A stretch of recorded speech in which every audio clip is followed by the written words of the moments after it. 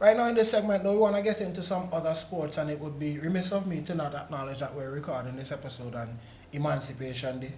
And right now, we have to just slip into some different discussions on some other sports. Right here in St. Vincent and the Grenadines, we are celebrating emancipation by having an Emancipation Cricket Festival. Right now, we have 4 different teams that have been, put together with local players and some foreign-based players, some international players as well, and they are competing. Gentlemen, what do you think is the current state of cricket on a local, regional level? We know that right now the West Indies, as a combined team, is experiencing some of the usual rocky patches, some of the usual challenges that we face. What do we think is happening in that world? Okay. Cricket is a very broad topic, and you ask a very, a topic that could go on for long, right? I would narrow it down by saying cricket in the region has been deteriorating for a long time, right? Not just tailored to West Indies cricket, but just cricket in the region in general. So, despite us having this Emancipation Cricket League festival thing that's happening, it it doesn't seem to have the emphasis on cricket as it should. It's the purpose or emphasis on that tournament lies elsewhere, and we all know why, right? So that all ties into the point I was making, that the cricket in the region has been deteriorating for a long while, where the persons in charge seem to have their focus everywhere else except the betterment of the sport itself. So this would all tie up and lead West Indies to be out down for 27 on the biggest stage. All of those things would tie into that, right? The president of Cricket West Indies is Vincent Jean, Mr. Shallow, and he's been there for some time, and he would have had some sort, of part to play with the selections and that kind of thing, which would then lead to what we're seeing on the field. So everyone has a part to play. I'm not gonna just single out someone and say that they're the main reason. There's a long list of factors that are contributing to the deteriorating of not just West Indies cricket, but cricket in the Caribbean on a whole. And we are seeing this, that too. We'll stay on the cricket point, but we're seeing this in a lot of different sports on a regional level. I mean, in terms of issues with either the governing bodies, issues with the local bodies, the grassroots tournaments are certainly missing across a host of different sporting areas. What type of injection, what sort of intervention is necessary for us to get not just cricket, but sports in the region, sports locally, back on the up? I mean, I feel like a lot of times across a lot of sporting areas, we find ourselves talking about the glory days a lot, talking about the past, talking about great athletes that were, but we still have a lot of talent, we still have a lot of great athletes in the respective sporting disciplines. How do we start to chart that course forward? Let's move into this new age. We can't just maintain this stance of looking at sports from the, as we said, global sports from a Caribbean perspective, but we don't want to just be on the outside looking in. We very much want to be, participating in global sports and making our contribution from this local platform, from the regional platform to the international one. How do we get there? It's quite tough, to be honest, especially where cricket is concerned. The days of passing on the road and seeing a high run crate on both ends and 2 people with a coconut bat, jamming cricket on the street, those are long gone with the advent of technology and, social media. So I think that affected, where we are today. Like, the love for the game on a whole just isn't there anymore. And then there is the whole T20 fiasco. Like, T20, since T20 has been introduced, it seems like, that's the bag, Yeah. All my focus, the entertainment. all my focus is on, getting the ball out of the park instead of, focusing on, building the Fundamentals. fundamentals, Yeah. Just a solid The skill platform. of it, the craft of it. Correct. And in order to be a proper batsman, a proper bowler and so forth.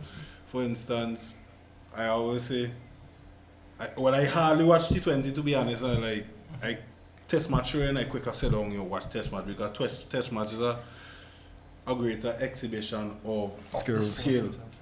Whether it's bowling, batting, fielding, it's crazy that it has so much science, behind how Behind a test match, bro, Yeah. from the pitch to the cloud in the sky, Facts. it's crazy Everything, stuff, bro. So it has so Facts. much, so many factors that are, just affect the whole game of cricket. And it just be so great to see that people could maneuver, manipulate, and just deal with, those different factors. So I just feel like the love for test cricket gone, and it has to be some sort of way that you could get that the love for that, and from that, then I think the cricket. Let me interject right No there. problem. In relation to the point you made about T20 cricket versus Test cricket, that's one of the biggest downfalls of West Indies cricket over the last 10 to 15 years as well. This change of mentality and mindset where our batsmen don't go and look to stay in the crease, whereas they would just look to come and swing, right? Anybody could take up a bat, go in the gym, lift some weights, and then go out there and swing. It takes a lot of skill to be in the crease and bat 50 balls for only 2 runs. It takes a lot more skill to do that than to go in and hit 3 consecutive sixes. Correct. For sure. Correct. So I would say that the T20 mentality across the Caribbean has definitely changed the way we play cricket, and that is a major contributing factor to the downfall of West Indies cricket and cricket across the region.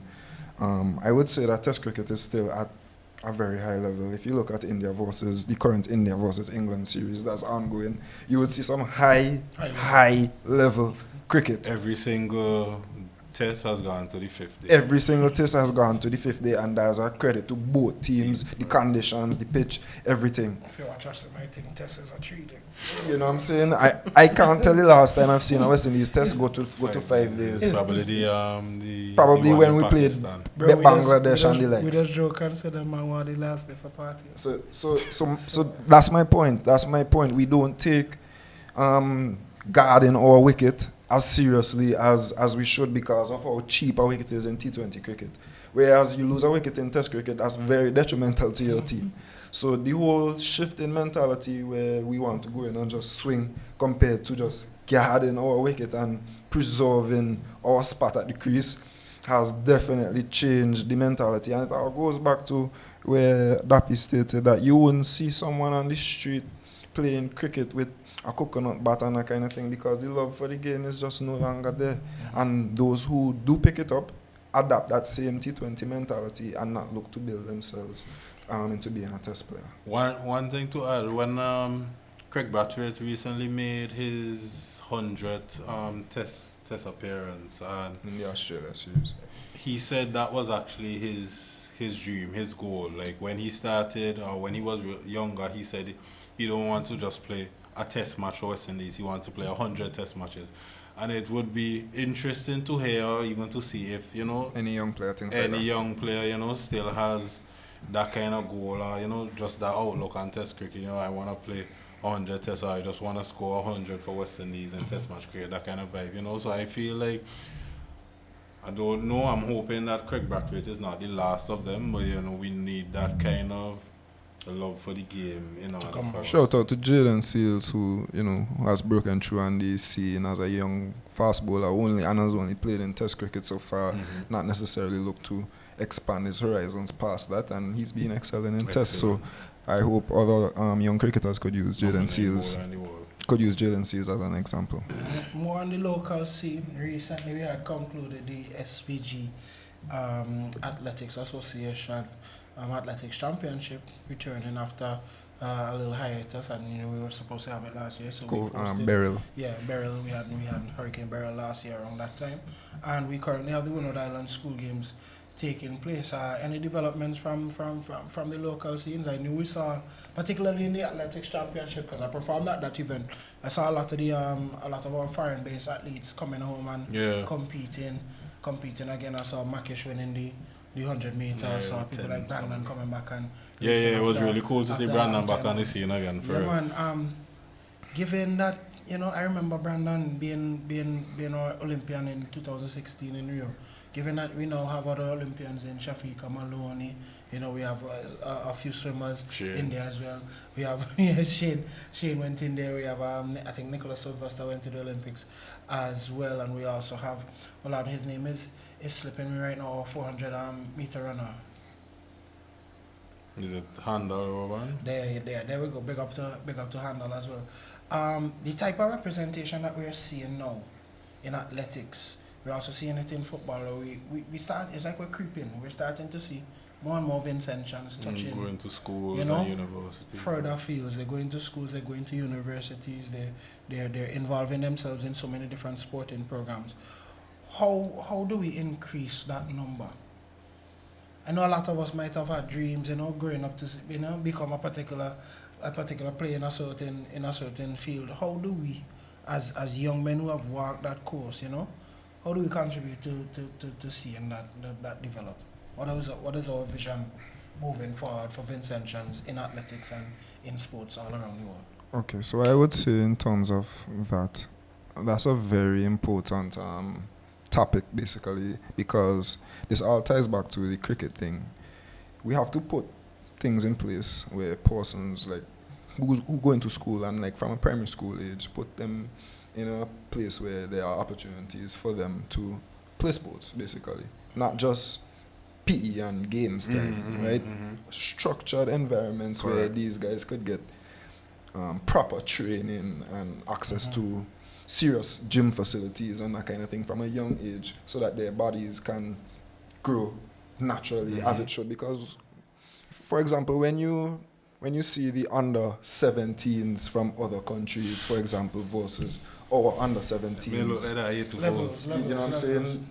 It's chalk and cheese, and that's due to them not getting access to the facilities that they need to build them up physically to compete on a regional and international level. So one thing that is needed, not just in St. Vincent, because I could only speak for St. Vincent, but what is probably needed across the region as well is more grassroots programs, definitely. More kiddies cricket type thing, more Ian Sardines basically, yes. More Ian Sardines. I noticed we basically have a lot of the athletics academies though, like big up the Morseys and the Ozaris and the Chester Morgans, and so those guys are playing an integral role in building the next generation, and they're starting from a very let me not say like grassroots age, but at least they are. I know a few grassroots programs for sure.